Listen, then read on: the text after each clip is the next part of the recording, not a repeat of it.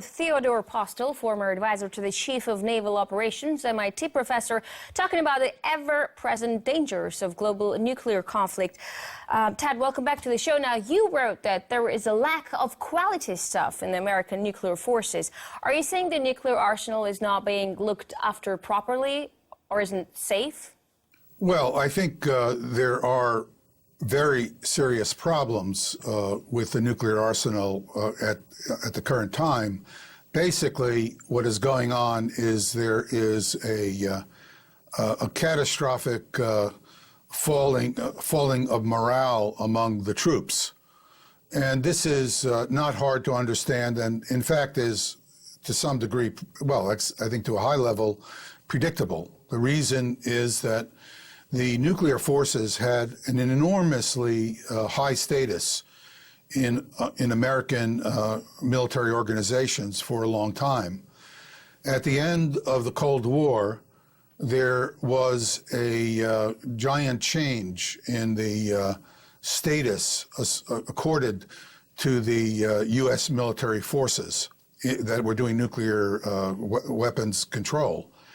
The net result of that is that younger officers who are seeking advancement in their career and who are more talented and more upwardly mobile, more promotable, did not want to choose to go into the nuclear forces. So the net result was you got people of less capability and less motivation populating the forces. And this has been a real problem.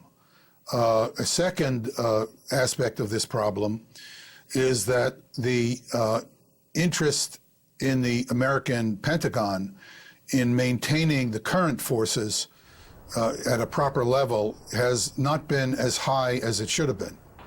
And so modernization does not take place when it should. Now, let me give you an example. If you have computers that are extremely old, in our case, these computers are in some cases 40 or 50 years old, which is a very long time in computer technology. Now, the advantage of the older computers is that you know what you have. The problem with newer computers is there's more, when you're moving over to a newer system, there's always a danger created by moving over to a newer system because things are unpredictable at some level. Is that why you guys are sticking to the old computers? I can't explain why that's happening. I think it would be very wise to actually modernize these systems. And they are modernizing them in some ways, but they're modernizing them in ways that are, in my view, not helpful. Let me give you an example. They modify the computer navigation system on our Minuteman intercontinental ballistic missiles so that we can change the targets that we shoot at more rapidly and hold more targets, be able to select targets in Russia or other places more quickly and select more targets. Well, that's only useful if you're planning to fight and win a nuclear war.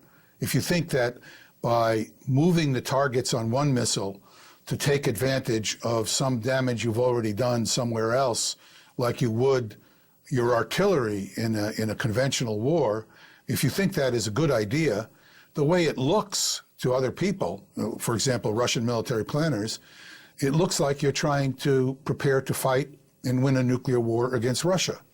But now, the Russian military planner... Is it even possible to win a nuclear war? Is there such thing as winning a nuclear war? Of course, it's not possible to win a nuclear war.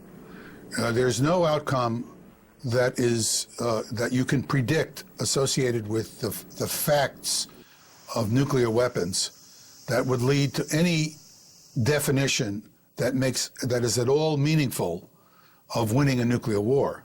The problem is, if you have an adversary, you're a military person, you're evaluating the actions of the other adversary, and you see the adversary doing things that look like they believe that they can fight and win, it makes you concerned, it raises concerns that they might actually believe that. Or in a crisis, they might actually exercise options created by these technical changes.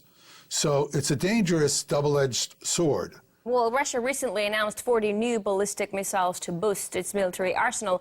NATO Secretary General Jens Stoltenberg called the move unjustified, destabilizing and dangerous. Now, in light of this American nuclear rearmament we're talking about, do you think it's unjustified? I think it's unjustified from a technical point of view. From a political point of view, I have no real judgment, but I can see how the political leadership in Russia believes that it has to respond to what it sees as American continued encroachment and planning to intimidate. Whether that's the intent of the United States or not, I have no way of knowing. But I can understand why they think that such an action makes sense. From a purely technical point of view, it in no way enhances Russia's security, and it could detract from it because of an American overreaction. Also, remember NATO's plans for a missile defense shield in Europe, where then they were also supported by the U.S. and its allies. It was supposed to be a protection against a possible Iran nuclear program.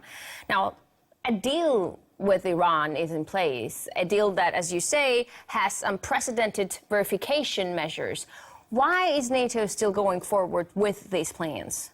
I'm not a I'm more of a technical than a political person, but I don't want to make fake claims that I am unsophisticated politically. Sure, but you surely have your opinions and observations on that. I mean, it's a huge topic that we're all discussing. I think it's going forward because the leadership of the United States has domestic, again, I want to underscore domestic political, not international, political commitments to doing missile defense. The Congress is deeply committed to it. I think the big defense companies that do the work want to keep their contracts, and the American Congress is strongly influenced by the ability of these companies to influence elections through their money. I think the president has not behaved has not shown leadership in this particular area. He has backed away from his original skepticism, which was well justified, about the value of these missile defenses in terms of their technical capability. Go ahead, sorry. Okay, but as you say, the domestic policies usually play out internally. They play out to be foreign policies. In this case, does Russia have evidence to believe it's not a security threat for it?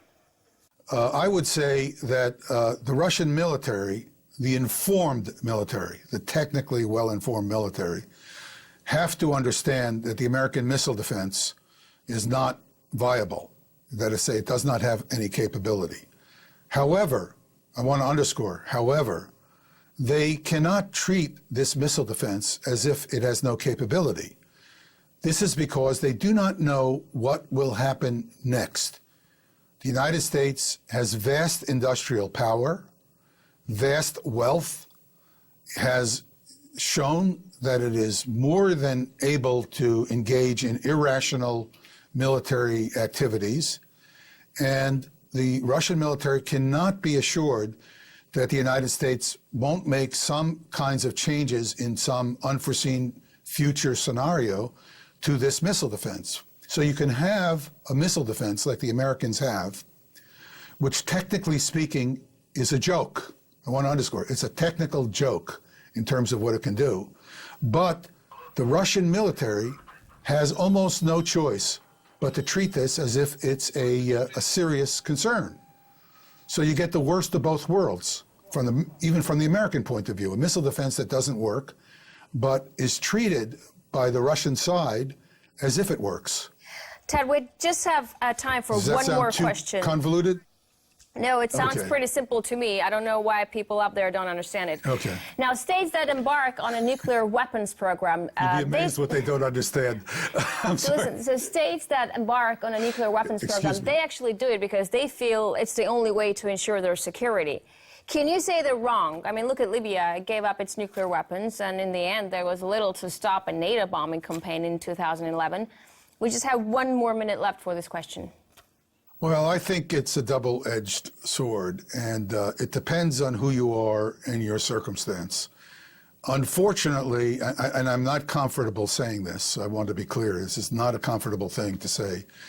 If I were in the situation of some nuclear states, I would not give up my nuclear weapons. In the case of other nuclear states, I think not only is it a good idea to give up your nuclear weapons, but in fact, you shouldn't get them.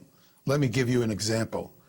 If I were Japanese, I would not want to have nuclear weapons. The reason is I'm under the protection of the United States, and if I get nuclear weapons, it will cause me to be a target of the Chinese. It will cause the South Koreans to become extremely concerned to the point that they might react in a bad way, and my overall security situation will be worse. But if I'm alone and I think I need nuclear weapons, for example, if I'm Russia and the Americans have a nuclear monopoly, I would want nuclear weapons because I'm not dependent on another nuclear power to offset the American threat. So it's a political judgment, not a technical one. Thanks, Ted. Unfortunately, that's all the time that we have, but thanks a lot for this very interesting and sometimes scary insight into the world of nuclear power game.